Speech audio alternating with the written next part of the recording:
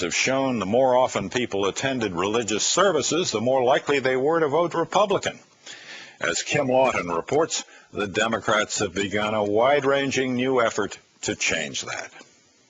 As a Lutheran, I do not claim to know God's perfect will, but as a public servant, I've tried to do what is right.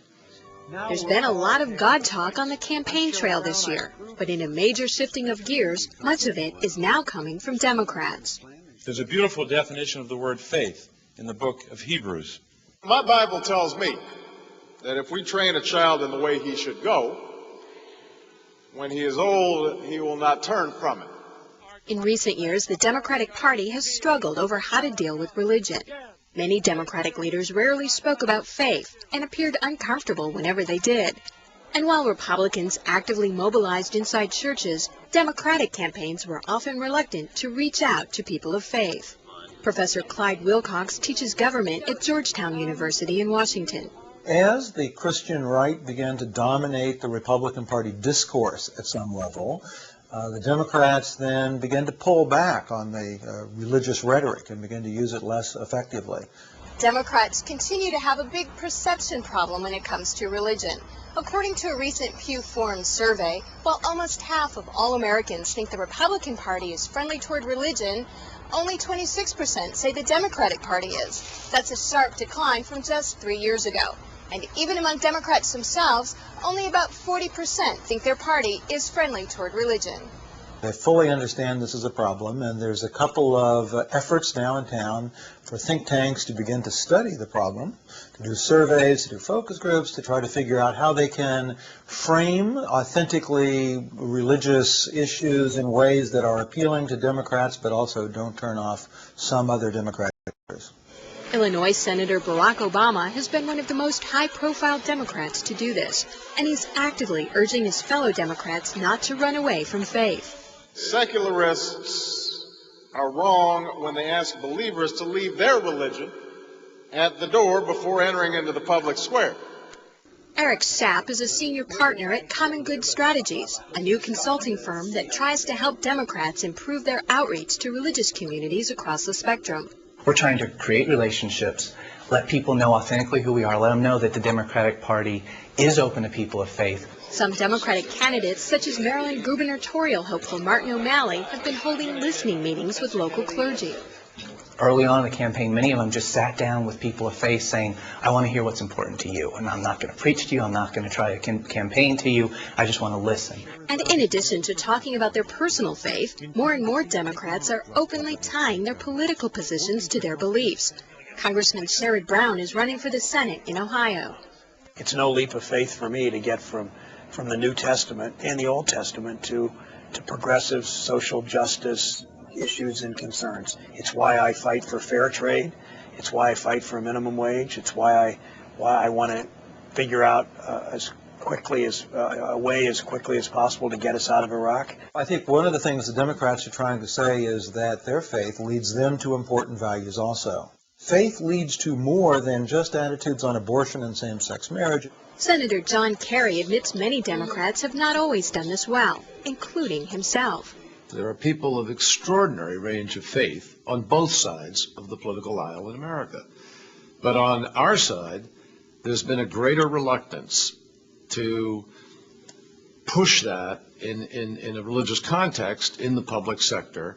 I think we have to make clear how we are, in fact, translating our faith into the moral choices that we make.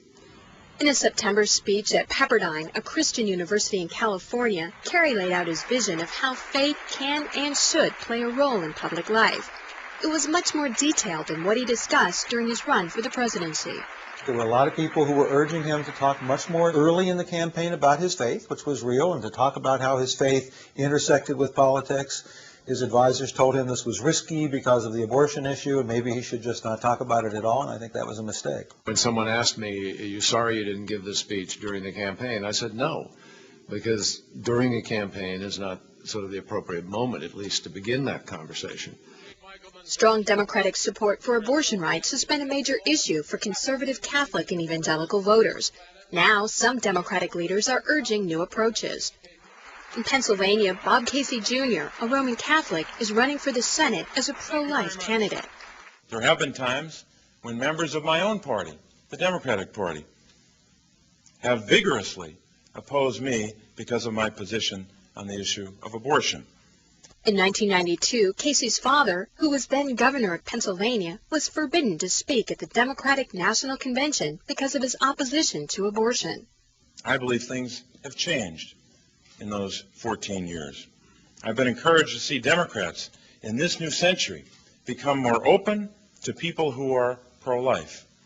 We are affirming our principles as Democrats, and we affirm our principles and our commitment to promoting life.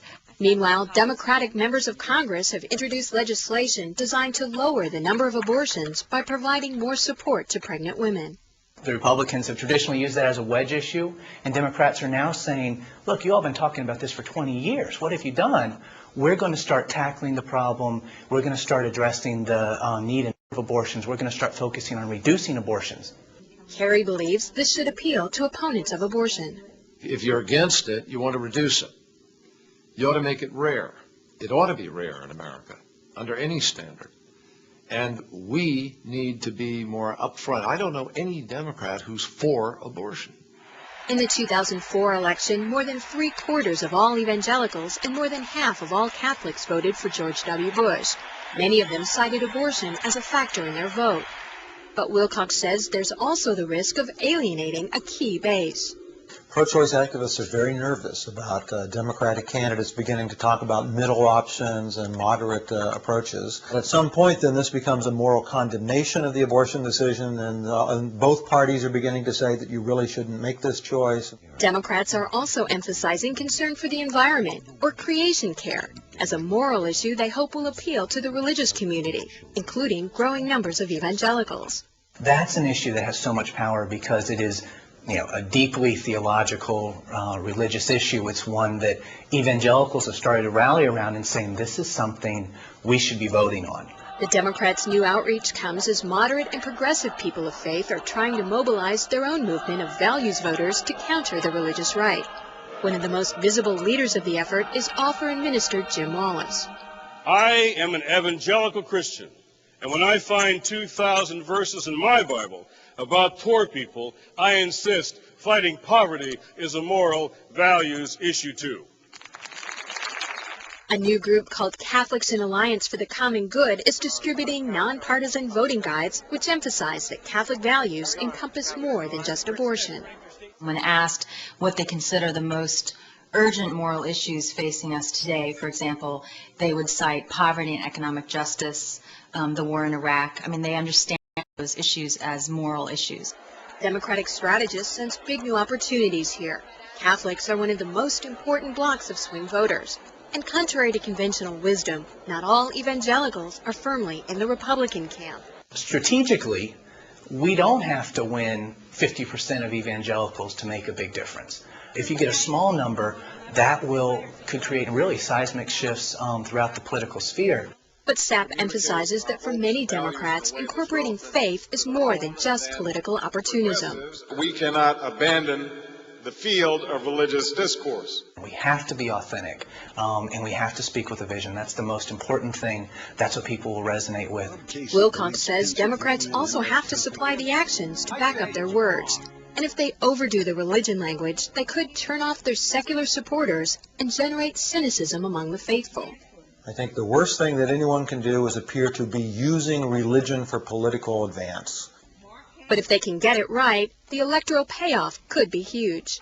I don't think at the end of the day many people sort of look at their Bible and decide who to vote for, or listen to the Pope and decide who to vote for. I think there's a lot of other things wrapped into this. But for a lot of voters who find themselves torn between two candidates and wondering in the confusion of the campaign who they're going to trust, I think religion then serves as probably one of the very most effective cues to say, these are the core values of this particular candidate. If the Democrats' new religious outreach helps lead to success on November 7th, experts expect lots more faith-based campaigning going into 2008. I'm Kim Lawton reporting. Next week, a look at how the Republicans are reaching out to people of faith. In other news,